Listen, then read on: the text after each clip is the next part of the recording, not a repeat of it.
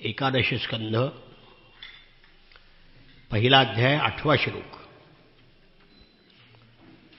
राजोवाच ब्रह्मण्यानां वदान्यानां नित्यं वृद्धोपसेविनां विप्रशापः कथमभूत् वृष्णीनां कृष्णचेतसाम्.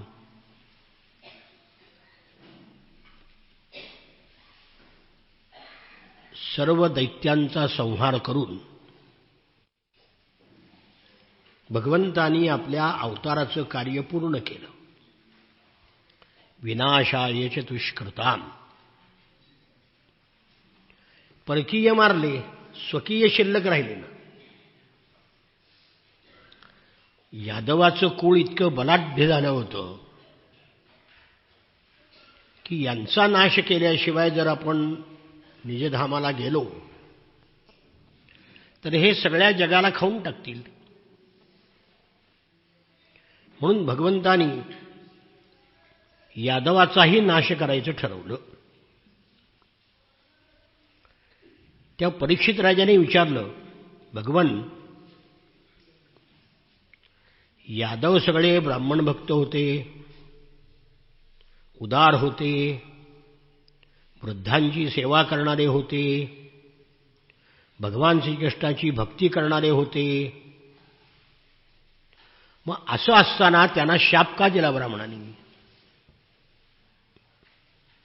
या शापाचं कारण काय होतं? आपसामध्ये कलह होऊन यादवांचा नाश झाला. तो कलह कशामुळे झाला हे सर्व आपण मला सांगावं.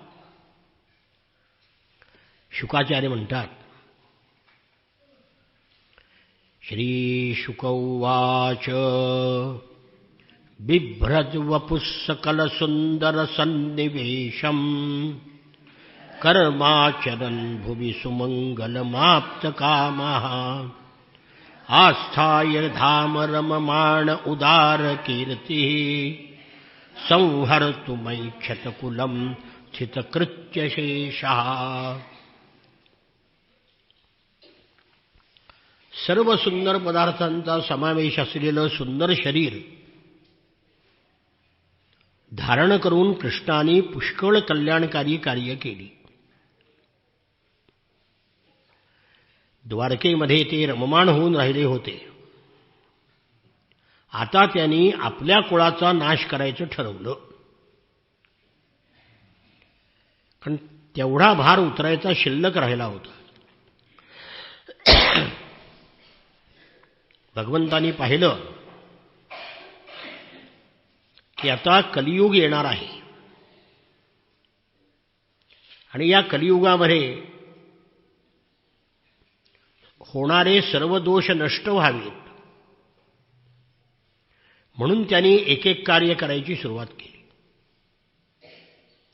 एकदा त्याची कथा सांगितली. यादवांना शाप का झाला ऐक म्हणले. एकदा वशिष्ठाधिक ऋषी पिंडारक क्षेत्रामध्ये गेले होते. तिथे यदुवंशातली काही तरुण मुलं खेळत होती. ऋषीमुनींची थट्टा करायची लहर आली. जांबवतीचा मुलगा सांब हा अतिशय सुंदर होता.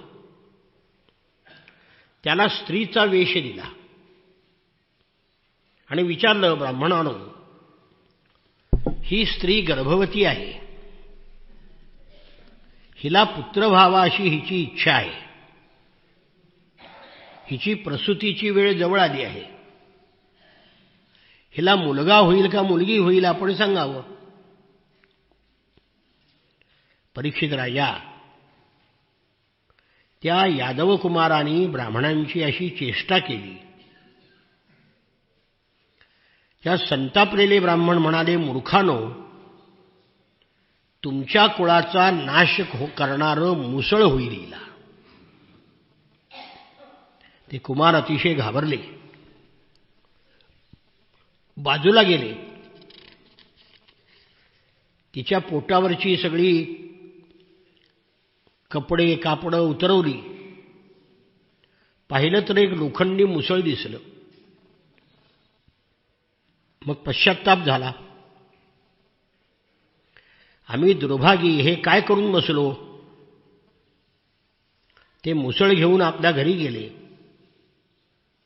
चेहरे त्यांचे फिके पडले होते. मुसळ तिथेच ठेवलं आणि उग्रसेनाला सगळी घटना सांगितली. उग्रसेनाने ते ऐकलं. डोळ्यांनी ते मुसळ पाहिलं. तोही भयभीत झाला. कारण ब्राह्मणाचा शाप कधीही व्यर्थ जात नाही. उग्रसेनाने त्या मुसळाचा भुगा केला लाकडाचा, आणि जे लोखंड होतं तो तुकडा आणि ते भुगा केलेलं पीठ सगळं समुद्रात फेकून दिलं. तो लोखंडाचा तुकडा एका माशाने गिळला आणि मुसळाचा चुरा वाहत वाहत समुद्राच्या किनाऱ्यावर आला आणि त्यातून लवाळे उगवले. मासे पकडणाऱ्या कोळ्याला तो मासा सापडला. त्याने तो कापला. पोटामध्ये लोखंडाचा तुकडा होता. तो जरा नावाच्या व्याधाने घेतला आणि घासून त्यांनी आपल्या बाणाचं टोक तयार केलं. इतकं सगळं होताना हे भगवंताला सांगावं अशी बुद्धी उग्रसेनाला झाली नाही. का? विनाशकाले विपरीत बुद्धी. चांगल्या चांगल्या माणसाचा नाश व्हायची वेळ आली म्हणजे बुद्धी चालत नाही.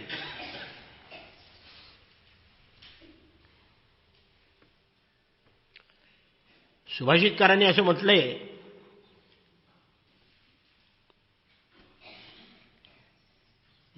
न कश्चित हेममयम मृगम दृष्टा. सोन्याचा हरिण आजपर्यंत कोणी पाहिलाय का? अष्टशक्य आहे का सोन्याचा हरिण? तरी सुद्धा सीता तिला लोभ निर्माण झाला. प्रभू रामचंद्रही तिचं न ऐकता गेले तिचं ऐकून. का? तिथं म्हटलंय विनाशकाले विपरीत बुद्धी. तसं यादवांची विपरीत बुद्धी झाली. कृष्णाला विचारावं असं वाटलं सुद्धा नाही. भगवंताला हे माहीत होतं. शापही ते नष्ट करू शकत होते, पण त्यांना ते योग्य वाटलं नाही. ते म्हणले यादवांचा नाश जवळ आला आहे, होऊ द्या. शुकाचार्य म्हणतात, भगवान श्रीकृष्ण द्वारकेमध्ये असताना नारद ऋषी मुनी वारंवार द्वारकेत येत असत.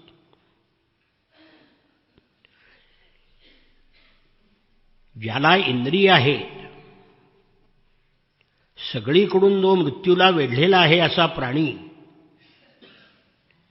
देवतांनी सुद्धा याची उपासना करावी, अशा कृष्णाच्या चरणाची उपासना का करणार नाही?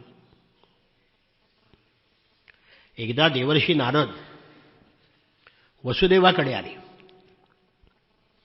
वसुदेव म्हणाले, माता पित्याचे पुत्राकडे येणे त्यांच्या कल्याणाकरता असते. तसं तुमच्यासारख्या भगवत भक्ताचं आगमन दुःखिताच्या कल्याणाकरता असतं. देवतांचे वर्तन कधी प्राण्याच्या दुःखाला कारण होतं, कधी सुखाला कारण होतं. पण आपल्यासारख्या संतांचं वर्तन हे कल्याणासाठीच असतं. देव शाप देतात, संत कधी शाप देत नाहीत. भगवंताची आणि वाल्याची गाठ पडली असती तर वाल्याला मारून टाकला असता भगवंताने. पण नारदाची गाठ पडल्यामुळं वाल्याचा वाल्मिकी झाला. संतामध्ये आणि देवामध्ये हा फरक आहे. संत दुष्टाचे सुष्ट करतात, संत रोग बरा करतात, पण देव तो अवयव कापूनच टाकतात. सर्जन आहेत ते. औषधाने रोग बरा करणं आणि मग कापून टाकण्यात फरक आहे की नाही. लोक देवांना ज्या प्रकारे भजतात त्या कर्मानुसार ते फळ देतात,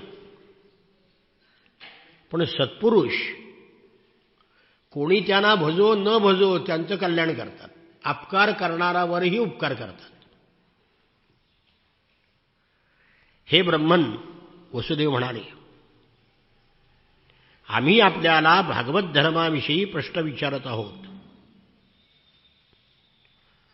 जे श्रद्धेनं ऐकलं म्हणजे संसारातून मनुष्यमुक्त होतो. पूर्वी मी मुक्ती देणाऱ्या भगवंताची आराधना मुक्ती मिळावी म्हणून नव्हे, तर ते मला पुत्ररूपाने प्राप्त व्हावेत म्हणून केली होती. कारण वसुदेव आणि देवकी पूर्वजन्मामध्ये कोण होते? सुतपा. आणि त्या जन्मामध्ये तपश्चर्या केली आणि ती सुतपाची बायको पृशनी, हिला भगवान प्रसन्न झाले आणि काय पाहिजे म्हणाले. ते म्हणाले, तू माझ्या पोटी जन्माला ये. हे नारदा, आपण आता मला असा उपदेश करा की सर्व संकटांनी वेढलेल्या या संसारातून मी सहज पार जाईन. शुकाचार्य म्हणतात, बुद्धिमान वसुदेवाचा हा प्रश्न ऐकून नारदांना भगवंताच्या गुणांचं स्मरण झालं. नारद म्हणाले, हे वसुदेवा, तुझा प्रश्न अतिशय उत्तम आहे. विश्वाचं कल्याण करणारा आहे. भागवत धर्म जाणून घेणारा आहे. भागवत धर्म असा आहे, श्रुतो न पठितो ध्यात आदृतो वानुमोदितः सद्य पुनाति सद्धर्मो देव विश्वद्रुहोपी. भागवत धर्म ऐकल्याने, त्याचा उच्चार केल्याने, त्याचं स्मरण केल्याने, त्याचा स्वीकार केल्याने, त्याला मान्यता दिल्यामुळे सुद्धा दुर्जन पवित्र होतात. ज्याचं श्रवण कीर्तन पावन करणारं आहे, त्या माझं आराध्य दैवत असलेल्या भगवान नारायणाचं तुम्ही मला स्मरण करून दिलं आहे. कोण म्हणतायत? नारद म्हणतायत वसुदेवाला, तू प्रश्न विचारल्यामुळं मला भगवंताचं स्मरण झालं. तुझ्या प्रश्नाचं उत्तर म्हणून तुला एक प्राचीन इतिहास सांगतो, ऐक. अत्राप्युदाहरन्तीं इतिहासं पुरातनं आर्षभाणांच संवादं विदेहस्य महात्मनः. एक प्राचीन इतिहास म्हणजे ऋषभदेवाचे जे पुत्र आणि विदेह राजा यांचा संवाद. द्वितीय स्कंदामध्ये सांगितलं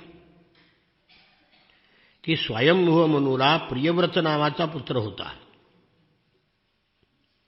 त्याचा मुलगा अग्निध्र, त्याचा नाभी आणि नाभीचा ऋषभदेव. त्यांनी मोक्षधर्माचा उपदेश करण्याकरता अवतार घेतला होता. त्याला 100 पुत्र होते. त्यामध्ये भरत हा सर्वात थोरला. तृतीय चतुर्थ स्कंदामध्ये आपण कथा पाहिली. तो नारायणाचा भक्त होता. त्याच्यामुळे या देशाला भारतवर्ष नाव मिळालं. राज्य भोगल्यावर तो सर्वस्व त्याग करून वनात गेला. त्यांनी भगवंताची उपासना करून भगवंताला प्राप्त करून घेतलं. त्याच्या पुत्रापैकी 9 पुत्र 9 द्वीपाचे अधिपती झाले. 81 पुत्र कर्मकांड रचणारे ब्राह्मण झाले आणि उरलेले 9 पुत्र आत्मज्ञानी योगेश्वर झाले. ते नेहमी दिगंबरावस्थेत होते, आत्मज्ञानाचा उपदेश करत होते. त्यांची नावं कवी, हरी, अंतरिक्ष, प्रबुद्ध, पिप्पलायन, आविर्होत्र, द्रुमिल, चमस आणि करभाजन.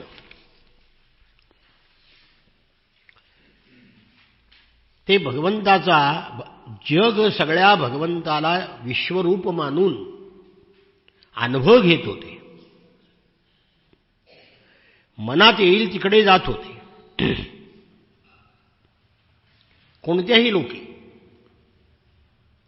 देवता, सिद्ध, साध्य, गंधर्व, यक्ष सगळ्या लोकात हिंडत होते. ते एकदा निमिराजाच्या यज्ञामध्ये योगायोगाने आले. भगवंताचे परमभक्त, सूर्याप्रमाणे तेजस्वी, त्यांना पाहून निमिराजा उठून उभा राहिला, स्वागत केलं,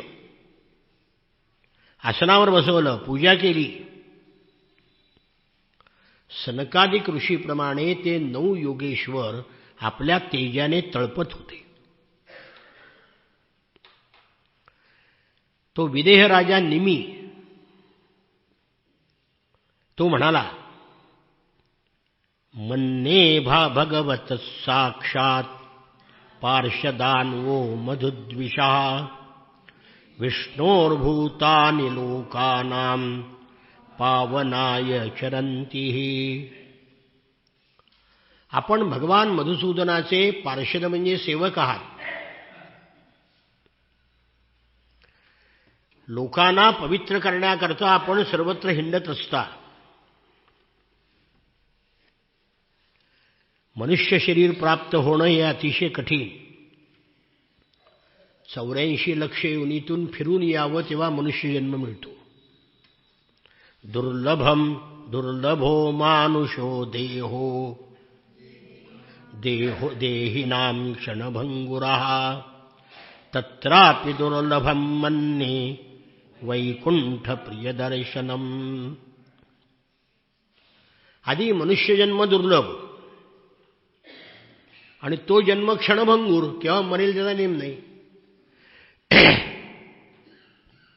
अशा देहामध्ये मनुष्य जन्माला येऊन ईश्वराचं दर्शन होणं त्यापेक्षा दुर्लभ. म्हणून महात्म्यानो, आमच्या कल्याणाकरता आम्ही आपल्याला प्रश्न विचारत आहोत. अर्धा क्षण जरी सज्जनांची संगती झाली तरी फार मोठा लाभ आहे. आम्ही ऐकण्याचे अधिकारी असलो, तुम्हाला असं वाटत असेल की याला सांगावं, ऐकायचे अधिकारी येते, तर भागवत धर्माचा उपदेश करावा की ज्याच्यामुळे भगवान स्वतःला सुद्धा त्यांना देऊन टाकतात. नारद म्हणाले, हे वसुदेवा, निमिराजाने जेव्हा महात्म्यांना प्रश्न विचारला तेव्हा ऋत्विजांच्या बरोबर बसलेल्या निमिराजाला ते योगेश्वर म्हणाले. त्यातला पहिला कवी म्हणाला, हे राजन, भगवंताच्या चरणाची उपासना सर्व प्रकारचे भय नाहीसे करणारी आहे. नश्वर पदार्थाविषयी अहंता ममता उत्पन्न झाल्यामुळे चित्त उद्विग्न झालेलं असतं. त्यांना वाटणारी भीती उपासनेनं नाहीशी होते. अज्ञानी लोकांना सुद्धा सहजपणे साक्षात प्राप्तीचे जे उपाय भगवंतांनी सांगितले आहेत तेच भागवत धर्म. एका वाक्यात भगवंताला प्राप्त करण्याचा मार्ग म्हणजे भागवत धर्म.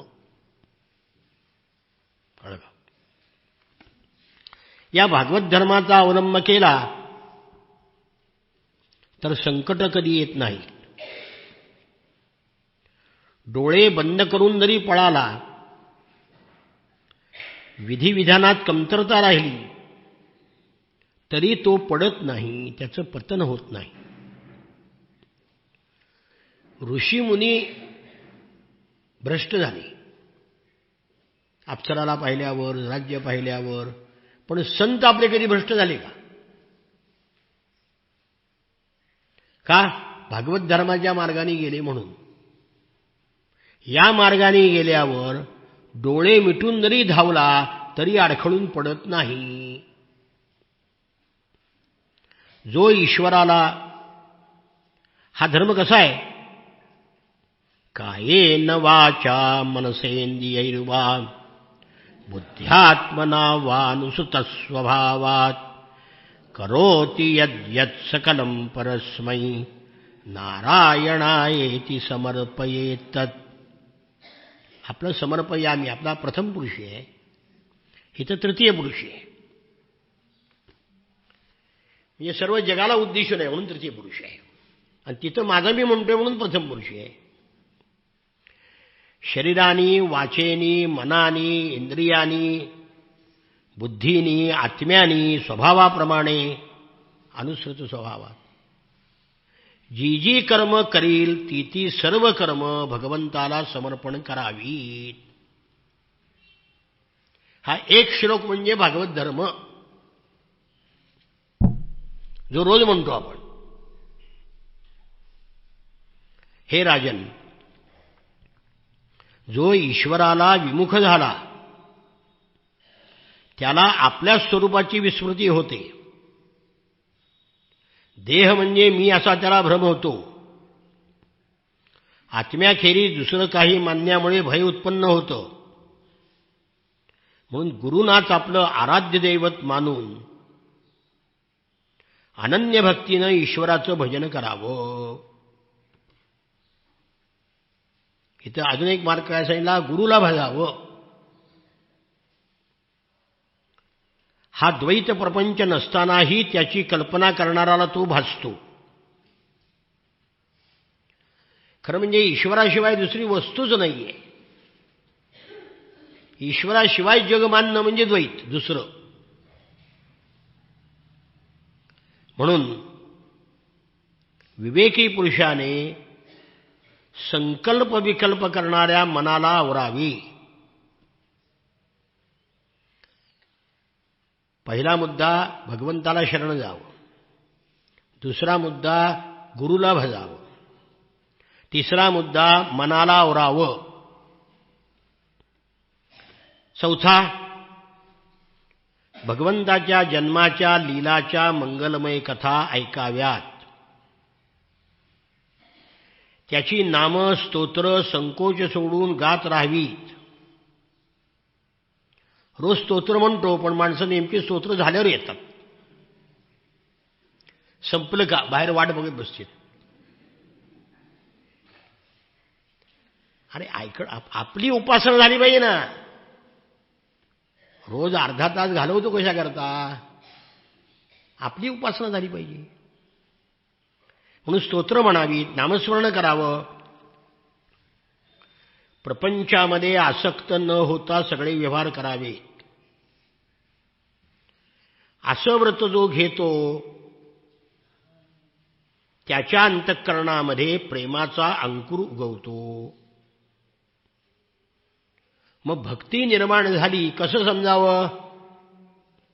चित्त द्रवतं, वेड्याप्रमाणे खदखदून हसतो, कधी मोठ्यांदा रडू लागतो, कधी भगवंतांना हाका मारतो, कधी त्याच्या गुणाचं गायन करू लागतो, कधी नाचतो, लोकाची पर्वा करत नाही. मीराबाई राजकन्या होत्या का नाही? तरी विणा हातामध्ये घेऊन रस्त्याने गलीनं नाचत गेल्या की नाही भजन करत? किती लोकांनी नावं ठेवली असती. सिनेमाला गेलं तर कोणी नावं ठेवत नाही नाटकाला गेल्यावर, पण भजनाला गेले की त्या बाईची टिंगल. कोण घरामध्ये टिंगल न करल तो आळशी. मुलगा मुलगी आमच्या आईला काही कळत नाही, चालली टाळ कुटायला. चांगल्या गोष्टीची टिंगल. आकाश, वायू, अग्नी, पाणी हे सगळे पंचमहाभूत भगवंताचं शरीर आहे असं समजून अनन्य भावाने नमस्कार करावा. जिकडं बघल तिथे ईश्वर आहे. ज्या ज्या ठिकाणी मन जाय माझे त्या त्या ठिकाणी निज रूप तुझे. मी ठेवितो मस्तक ज्या ठिकाणी तेथे तुझे सद्गुरु पायला. सगळीकडे तूच आहेस. जेवणाराला प्रत्येक घासाबरोबर तृप्ती होते. जीवनशक्ती आणि भूक नाहीशी होणे असे 3 फायदे एकाच वेळी होतात. म्हणजे जेवलं की प्रत्येक घासाला जीवनशक्ती वाढत जाते, भूक कमी कमी होते. त्याप्रमाणे भगवंताला जो शरण जातो त्याला भगवंताबद्दल प्रेम, त्याच्या स्वरूपाचा अनुभव, इतर वस्तूविषयी वैराग्य या तिन्ही गोष्टी एकदम प्राप्त होतात. अशा प्रकारे जो भक्त भगवंताचं भजन करतो त्याला भगवंताविषयी भक्ती, संसाराविषयी वैराग्य आणि भगवंताच्या स्वरूपाचं ज्ञान होतं आणि मग तो परमशांतीचा अनुभव घेऊ लागतो. असा पहिला जो योगेश्वरी कवी त्यांनी सांगितलं. काय सांगितलं? भागवत धर्म म्हणजे काय. राजोवाच. तर पुन्हा राजांनी प्रश्न विचारला. अथ भागवतं ब्रूत यद्धर्मो यादृशो नृणां यथाचरति यद्ब्रूते यैर्लिङ्गैर्भगवत्प्रियः. मनुष्यामध्ये भागवत कोणाला म्हणावं? पहिला प्रश्न झाला भागवत धर्म. आता भागवत म्हणजे भक्त. जो भगवंताचा भक्त त्याला भागवत म्हणतात. दुसरा अर्थ भागवत ग्रंथ. इथं भक्त या अर्थी चाललंय. त्याचे धर्म कोणते? भागवताचे.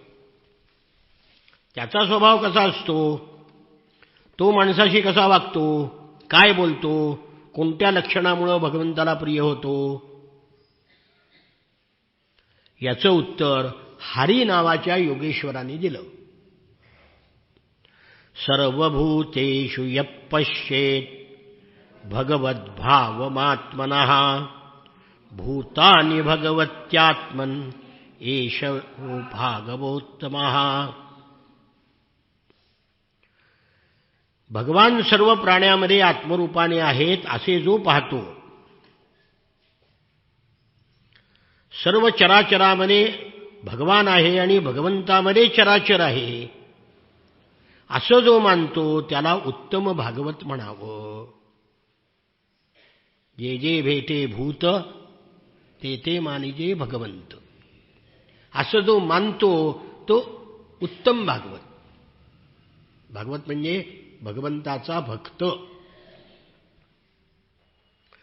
जो भगवंतावर प्रेम करतो, त्याच्या भक्ताशी मैत्री करतो, दुःखी आणि अज्ञानावर कृपा करतो, भगवंताचा द्वेष करणाराची उपेक्षा करतो,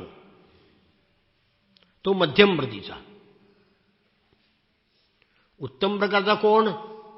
सर्वत्र जो परमेश्वर पाहतो तो उत्तम. भगवंतावर प्रेम वगैरे करतो तो मध्यम. आणि जो केवळ मूर्तीचीच पूजा अर्चा श्रद्धेनं करतो, त्यांचे भक्त आणि अन्य लोकांवर प्रेम करत नाही, तो कनिष्ठ. केवळ मूर्तीमध्ये ईश्वर आहे असा मानणारा कनिष्ठ. जो इंद्रियानी विषयाचे ग्रहण करतो पण आवड निवड बाळगत नाही, ही भगवंताची माया आहे असं मानतो तो उत्तम भागवत. जो जन्म मृत्यू तहान भूक श्रम भय लालसा हे विकार शरीराचे प्राण मन इंद्रिय यांचेच आहेत, जो भगवंताचे स्मरण करण्यामध्ये तन्मय झालेला असतो, प्रापंचिक गोष्टीने त्रस्त होत नाही, तो उत्तम भागवत. हे सगळं तुकाराम महाराजांना लागू पडते. ज्याच्या मनामध्ये विषयभोगाची इच्छा आहे पण कर्मप्रवृत्ती आणि त्याचं बीज असणारी वासना याचा उदय होत नाही, जो वासुदेवाच्या आश्रयाने राहतो तो उत्तम भागवत. ज्याला शरीराचा चांगल्या कुळात जन्मल्याचा वर्णाश्रम जातीचाही अहंकार नसतो तो उत्तम, तो भगवंताला प्रिय असतो.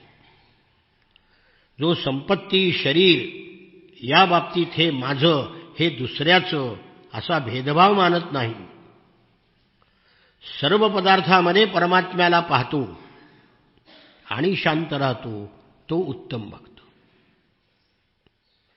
ज्याचं अंतःकरण भगवन्मय करणाऱ्या देवता सुद्धा भगवंताचे जे चरणकमल धुंडाळीत असतात त्या चरणकमलापासून ज्याचं अंतःकरण अर्ध निमिष सुद्धा दूर होत नाही, त्रिभुवनाचं वैभव दिलं तरी तो भगवंताचं नामस्मरण सोडत नाही, तो वैष्णवामध्ये अग्रगण्य. भगवंताच्या त्रिभुवनव्यापी चरणाच्या बोटाच्या नखरत्नाच्या चंद्रिकेनं त्या भक्तजनांच्या हृदयाचा त्रिविध ताप एक वेळ दूर केला. त्यांच्या हृदयामध्ये जसा चंद्रोदय झाल्यावर सूर्याचा ताप जाणवत नाही तसा तो ताप परत कसा आपल्याला प्रभाव दाखवेल. म्हणजे भगवंताचं हृदयामध्ये स्मरण झाल्यावर संसाराचा ताप राहत नाही. आगतिक होऊन जरी नामोच्चार केला तरी नष्ट करणं पापराशी नष्ट करणारे भगवान श्रीहरी प्रेमरज्जूंनी चरणकमल बांधून ठेवल्यामुळे ज्याचं हृदय एक क्षणापुरतं सुद्धा सोडत नाही, आगतिक होऊन नुसतं नामोच्चार कुणी केलं, अजा मिळ पापराशी, यमदूत दिसायलेले आगतिक होऊन ओरडला का नाही. ज्याचं हृदय एका क्षणापुरतं सुद्धा भगवंताचे चरण सोडत नाही तो भगवत भक्तामध्ये मुख्य. राजोवाच परस्य विष्णोरीशस्य मायिनामपि मोहिनीं मायां मेदितुमिच्छामो भगवन्तो ब्रुवन्तु नः. मग निमिराजाने विचारलं, भगवंताच्या मायेनी मोहित होणारे लोक, ती माया काय आहे, त्याचं स्वरूप आम्हाला सांगावं. सर्व तापांनी पोळलेला मी जीव आहे, या सर्व तापावर औषध असणारं भगवत कथा श्रवण करणं. ती कथा तुम्ही सांगत आहात, मी ऐकत आहे, माझी तृप्तीच होत नाही. तेव्हा माया म्हणजे काय असा प्रश्न आहे. अंतरिक्ष नावाचा योगेश्वर त्यांनी उत्तर दिलं की राजन, पंचमहाभूताद्वारे निर्माण झालेली सगळी सृष्टी म्हणजे माया. तुम्ही जी पाहताय की नाही सगळं जग म्हणजे माया. पंचमहाभूताच्या द्वारे तयार झालेल्या प्राणी शरीरामध्ये प्रवेश करून मन, पंचज्ञानेंद्रिय, पंचकर्मेंद्रिय अशा 10 रूपामध्ये विभागून तो परमेश्वर म्हणजे आत्मा विषयाचा उपभोग घेतो आणि मग तो शरीरालाच आपलं स्वरूप समजतो. देहाने सकाम कर्म करत राहतो. मग शुभकर्माचं फळ सुख भोगतो, अशुभ कर्माचं फळ दुःख भोगतो आणि जगामध्ये भटकत राहतो. प्रलयापर्यंत जन्ममृत्यूच्या फेऱ्यामध्ये तो जीव फिरत राहतो आणि प्रलयाची वेळ आल्यावर ते आपल्या मूळ कारणामध्ये विलीन होतात. प्रलय आला म्हणजे कसा ओळखावा? 100 वर्ष दुष्काळ पडतो. प्रलयकाच्या शक्तीने सूर्याची उष्णता वाढून तिन्ही लोक तापू लागतात. शेषनागाच्या सहस्त्रमुखातून अग्नी बाहेर पडतो आणि सगळ्या जगाला जाळायला सुरुवात करतो. 100 वर्ष झाली की पुन्हा 100 वर्ष पाऊस. हत्तीच्या सोंडे एवढ्या धारांनी 100 वर्ष पाऊस पडतो आणि ब्रह्मांड पाण्यामध्ये भिजून जातं. आणि मग इंधन नसलेला आग जशी विझून जाते तसं हे सगळं विझून जाऊन सूक्ष्म अशा अव्यक्तामध्ये ब्रह्मांड विलीन होतं. वारा पृथ्वीचा गुणगंध आकर्षून घेतो, त्यामुळे तिथे पाण्यामध्ये रूपांतर होते. तो वारा पाण्यातील रस शोषून घेतो, तेव्हा ते तेज बनतं. प्रलयकालीन अंधार ते तेज काढून घेतो, मग तो वायूमध्ये लीन होतो. तो वायू आकाशामध्ये लीन होतो. म्हणजे पंचमहाभूतं ज्या क्रमाने निर्माण झाली त्या क्रमाने वर विलीन होत जातात. म्हणजे विश्वाचा पट असा उलगडत गेला, हे जग निर्माण झालं, तो गुंडाळत जातो आणि मूळ तत्वामध्ये विलीन होतो. हा काळरूप ईश्वर शब्द काढून घेतो. शब्द ही तन्मात्रा आहेत, त्या तन्मात्राही सगळ्या काढून घेतो. तेव्हा थोडक्यात जगाची उत्पत्ती, स्थिती आणि संहार करणारी ही भगवंताची माया आहे. आणखी काय ऐकायचंय तुला? राजा म्हणाला, महर्षी, आपलं मन ज्याच्या ताब्यात नाही ते तरण्याला कठीण अशी माया कशी तरून जातील? माया तरण्याचा उपाय हे माया कळलं पाहिजे ना. साहेब, जे तुमच्या माझ्या अनुभवाला येते ते खोटं म्हणायचं आणि जे जन्मात कधी तुमचं ईश्वरांच्या अनुभवाला येते त्याला खरं म्हणायचं. सोपं आहे काय? हे कळणं अवघड आहे. हे कळायचं कसं? तेव्हा ही माया तरुण कशी जातील? प्रबुद्ध म्हणाला, कर्माण्यारभमाणानां दुःखहत्यै सुखाय च पश्येत् पाक विपर्यासं मिथुनीचारिणां नृणाम्. स्त्री पुरुष संबंध इत्यादी संबंधांनी बांधली गेलेली माणसं कर्म करतात. कर्म कशाकरता करतात? सुख प्राप्त व्हावं आणि दुःख दूर व्हावं. पण फळ मात्र उलटं मिळतं. सुखाकरता केलेल्या कर्मातून दुःखच प्राप्त होतं. संसार आपण सुखाकरता करतो पण त्यातून दुःखच मिळतं. नवसायास करून मुलगा मागतो सुखाकरता, तो दुर्वर्तने निघाला की दुःखच होतं. म्हणून जे जे सुखाकरता करतो त्यातून दुःख निर्माण होतं. म्हणून द्रव्य, घर, पुत्र, आप्तेष्ट, पशु हे नाशवान पदार्थ मिळाले तरी कोणतं सुख मिळणार आहे? कर्मानी मिळवलेला परलोक सुद्धा नाशिवंत आहे. पृथ्वीवरील लहान लहान राजे बरोबरीच्या राजाबरोबर स्पर्धा करतात, वरचढ आहेत त्यांच्याशी द्वेष करतात, त्यातून त्यांचा नाश होतो. म्हणून आपलं कल्याण व्हावं अशी ज्याला इच्छा आहे,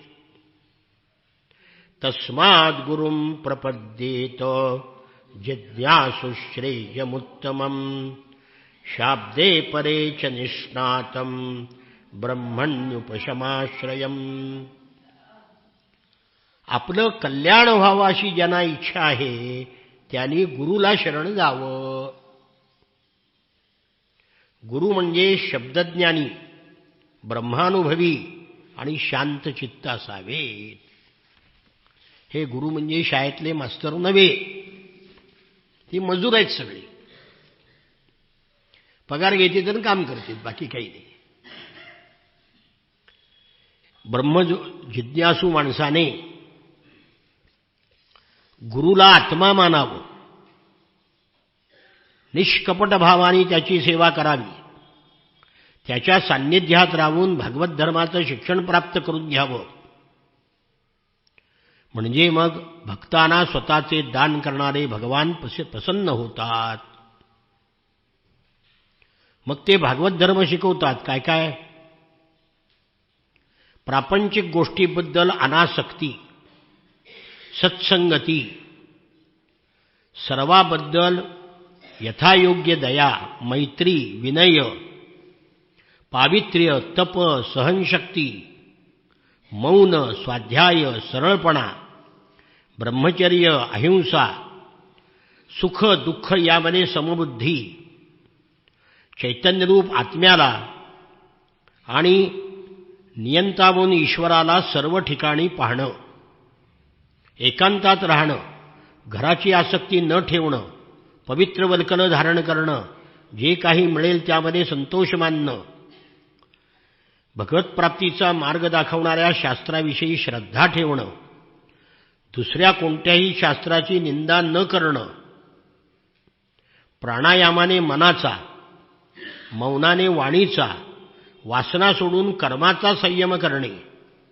सत्य भाषण करणे, इंद्रियाचा आणि मनाचा निग्रह करणे, अद्भुत लीला करणाऱ्या भगवंताचे जन्म कर्म गुणाचं श्रवण कीर्तन ध्यान करणं, सर्व कर्म भगवंताकरता करणं, यज्ञ दान तप जप सदाचार याचं पालन करणं, स्त्री पुत्र घर प्राण जे जे आपल्याला प्रिय असेल ते सगळं भगवंताच्या चरणी अर्पण करणं.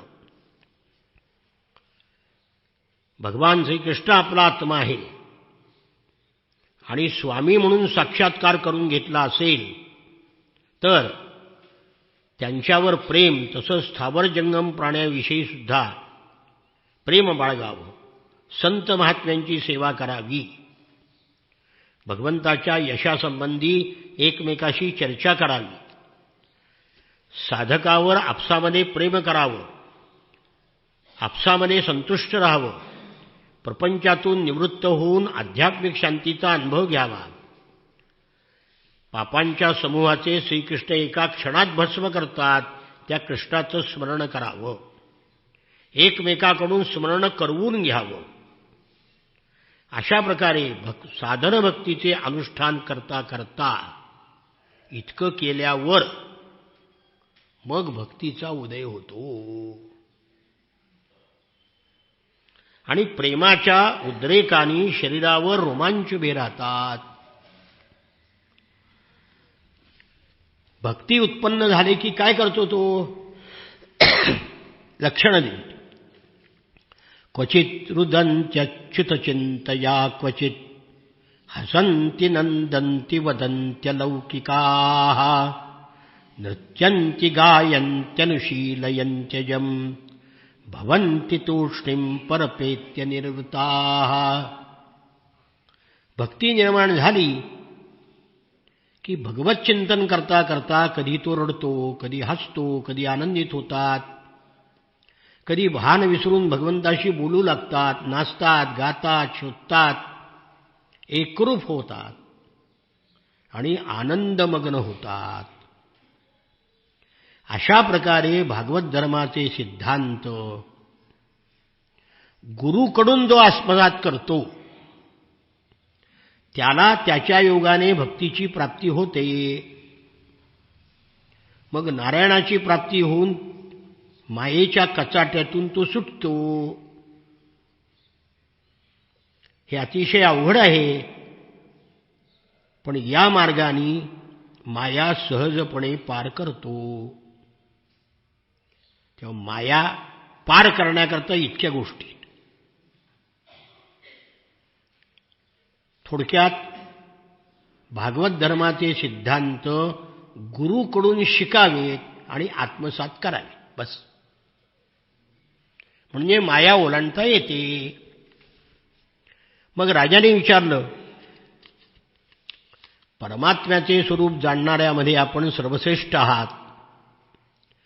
ज्या परब्रह्म परमात्म्याचं नारायण नावाने वर्णन केलं जातं त्याचं स्वरूप काय? तेव्हा पिप्पलायन नावाच्या योगेश्वराने उत्तर दिलं, हे भगवान नारायण जगाची उत्पत्ती, स्थिती आणि प्रलयाचे कारण आहे,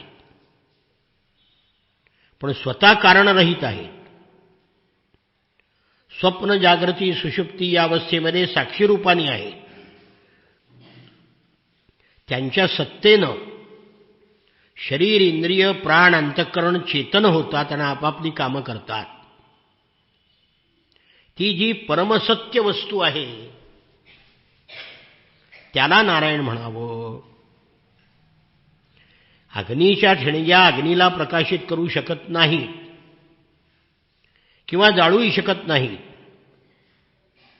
त्याप्रमाणे परमात्म तत्वामध्ये मनाची गती नाही, वाणीची गती नाही, डोळे त्याला पाहू शकत नाहीत, बुद्धी त्याचा विचार करू शकत नाही, प्राण इंद्रिय त्याला जाणत नाहीत. नेती नेती शब्दांनी सुद्धा श्रुतीने बोध करून साधनाचा निषेध करून त्याचं वर्णन केलेलं आहे. तात्पर्य रूपाने जिथे निषेध सुद्धा संपतो ते आपलं मूळ रूप दाखवतात. जेव्हा सृष्टी नव्हती तेव्हा एकच तत्व होतं. सृष्टीचं निरूपण करण्याकरता त्याला सत्व, रज, तम अशी प्रकृती म्हटलं आहे. परत त्यालाच ज्ञानप्रधान असल्यामुळे महत्तत्व म्हटलं आहे. क्रियाप्रधान असल्यामुळे सूत्रात्मा म्हटलं आहे. जीवाची उपाधी असल्यामुळे अहंकार म्हटलं आहे. इंद्रियाच्या अधिष्ठात्री देवता, इंद्रिय, विषय यापासून मिळणारं सुख या विविध शक्ती ब्रह्मच आहेत. थोडक्यात जे काही कार्यकारण आहे ते सर्व आणि त्याच्या पलीकडचं सुद्धा सगळं ब्रह्मच आहे. दुसऱ्या आणि तिसऱ्या स्कंदामध्ये हा विषय येऊन गेलेला आहे सगळा. हे सगळं उपनिषदातलं तत्वज्ञान आहे, कळलं का? आत्मा ब्रह्मस्वरूप असल्यामुळे तो कधी जन्म घेत नाही, कधी मरतही नाही. गीतेच्या दुसऱ्या अध्यायामध्ये सगळं आहे. न जायते म्रियते वा कदाचिन नायं भूत्वा भविता वा न भूयः अजो नित्यं शाश्वतोऽयं पुराणो न हन्यते हन्यमाने शरीरे. सगळं तत्वज्ञान गीतेमध्ये आहे. म्हणून गीता पाठ करा. 18 अध्याय मी केली, पण त्याच्याकरता मला तुरुंगात जावं लागलं. इथं कुठलं व्हायला? तुरुंगात निवांतपणा, काही कामच नव्हतं. त्यामुळे किती 3 महिन्यात पाठ झाली माझी गीता 18 अध्याय. रोज गीतेची अशी 650 पारायणं केली मी. अभ्यासाशिवाय जगामध्ये काहीही ज्ञान मिळत नाही. पैसा नशिबाने मिळतो, त्याला अक्कल लागत नाही. बेअक्कल माणसं कोट्याधीश आहे, अंगठे बहाद्दर आमची, कॉन्ट्रॅक्टर एक एक. पण विद्या कष्टाशिवाय मिळत नाही. मग गीता लिहून काढली, अन्वय अर्थासह लिहून काढली. मग प्रत्येक शब्दाचा अर्थ लिहून काढला. अभ्यास कसा करावा हे सांगतोय मी. काय केलं याचा अभिमान म्हणून नाही. अभ्यास कसा करावा हे सगळं तत्वज्ञान गीतेमध्ये आहे. आणि ते गीतेचं तत्वज्ञान आहे ते उपनिषदामध्ये आहे. उपनिषदातून गीतेत आलं, गीतेतून ज्ञानेश्वरीत आलं. ज्ञानेश्वरी काही गीतेपेक्षा वेगळी नाही. भगवान प्राण एका निरनिळ्या ठिकाणी असून त्याची अनेक नावं आहेत, तसं आत्मा एक असून इंद्रियामुळे अनेक भासतो. अंडज, जरायुज, उद्भिज, स्वेदज हे जीवाचे 4 प्रकार आहेत. या सर्व जीवामध्ये प्राणशक्ती जीवांच्या बरोबरच तेथे जाते. भगवान कमलनाभाच्या चरणकमलाची प्राप्ती करण्याकरता तीव्र भक्ती केली जाते. तेव्हा तीच भक्ती गुण आणि कर्मांनी उत्पन्न झालेले चित्तातील सर्व दोष जाळून टाकते. चित्त शुद्ध होते आणि चित्त शुद्ध झाल्यावर आत्मतत्वाचा साक्षात्कार होतो. जसं डोळे निर्दोष असल्यावर सूर्याच्या प्रकाशाची अनुभूती येते, तसं चित्त स्वच्छ झाल्यावर आत्मस्वरूप दिसायला लागतं. मग राजा म्हणाला, आम्हाला कर्मयोगाचा उपदेश करा. तेव्हा आविर्होत्र म्हणाला, राजन, कर्माचे 3 प्रकार आहेत. कर्मा कर्म विकर्मेति वेदवादो न लौकिकाः वेदस्य चेश्वरात्मत्वात् तत्र मुह्यन्ति सूरयः. कर्माचे 3 प्रकार. एक कर्म म्हणजे शास्त्रांनी सांगितलेलं. शास्त्र म्हणजे श्रुती स्मृती. शास्त्र म्हणजे शाळेतलं सायन्स नाही, ते रोज बदलते. नवीन शोध लागला की मागचा शोध बाद होतो. दुसरं अकर्म म्हणजे निषिद्ध कर्म, आणि विकर्म म्हणजे विहित कर्माचं उल्लंघन. ही तिन्ही कर्म वेदाद्वारे जाणली जातात. लौकिक व्यवहारातून त्याचं स्वरूप ठरवणं योग्य नाही. वेद अपौरुषेय ईश्वर रूप आहेत. त्याचं तात्पर्य विद्वानांना सुद्धा कळत नाही. त्यावेळी तू लहान असल्यामुळे तुझी पात्रता नाही असं समजून तुला सनकादिक ऋषींनी तुझ्या प्रश्नाचं उत्तर दिलं नव्हतं. वेदाचा मुख्यार्थ वेगळा आणि तात्पर्य वेगळं असतं. कर्मबंधनातून मुक्त होण्याकरता ते कर्मच करायला सांगतात. जसं लहान मुलाला मिठाईची लालूच देऊन औषध दिलं जातं, तसं अज्ञानी लोकांना फळाचं प्रबोलन दाखवून कर्म करायला भाग पडतात. जो अज्ञानी असून ज्याला इंद्रिय वश नाहीत, त्यांनी आपल्या मतानुसार वेदोक्त कर्माचा त्याग केला, विहित कर्माचं आचरण न केलं तर अधर्म घडतो आणि मग तो जन्ममरणाच्या बंधनातून सुटत नाही. म्हणून वेदांनी सांगितलेल्या कर्माचं अनुष्ठान करून फळाची इच्छा न धरता ते कर्म ईश्वराला अर्पण करणं, मग त्याला कर्माच्या निवृत्तीपासून प्राप्त होणारी ज्ञानरूप सिद्धी प्राप्त होते. वेदामध्ये स्वर्गादी रूप फळाचं वर्णन आहे, पण ती कर्माची आवड निर्माण व्हावी म्हणून आहे. ज्याला ब्रह्मस्वरूप आत्म्याची हृदयग्रंथी मी माझं ही कल्पना नाहीशी व्हावी वाटत असेल, तर त्यांनी वैदिक आणि तांत्रिक दोन्ही पद्धतीने भगवंताची आराधना करावी. गुरुच्याकडून दीक्षा घ्यावी, अनुष्ठान विधी शिकावा. भगवंताची जी मूर्ती तुम्हाला प्रिय वाटेल त्याची पूजा करा. अमक्याच देवाची पूजा केली पाहिजे असा आग्रह आपल्याकडे नाही. अगोदर स्नान करा, शुद्ध व्हा, मूर्तीसमोर बसावं, प्राणायाम करावं, प्राणायामाने शरीर शुद्ध करावं, आसनविधी न्यास वगैरे करून भगवंताची पूजा करावी. सगळं पूजा साहित्य, जमीन पवित्र बनवावी. आसनावर मंत्रोच्चारकपूर्वक पाणी शिंपडून पाद्य अर्घ्य ही पात्र जवळ ठेवावी. नंतर एकाग्र चित्ताने न्यास करावी. हृदयामध्ये भगवंताचं ध्यान करावं.